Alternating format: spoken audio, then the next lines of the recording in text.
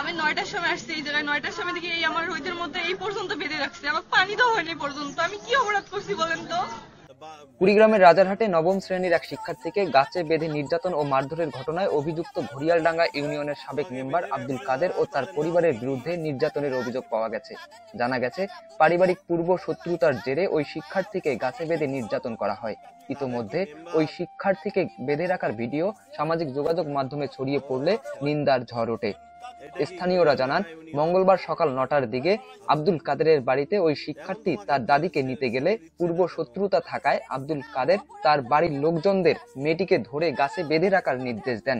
পরে আয়েশা, মায়া, শারমিন ও শিউলি নামের 4 জন নারী ওই শিক্ষার্থীকে গলায় ওড়না পেঁচিয়ে শ্বাসরোধ করার চেষ্টা করে।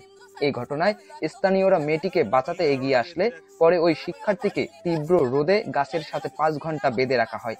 ঘটনা জানার পর পুলিশ ঘটনাস্থলে এসে ভুক্তভোগী শিক্ষার্থীকে উদ্ধার করে।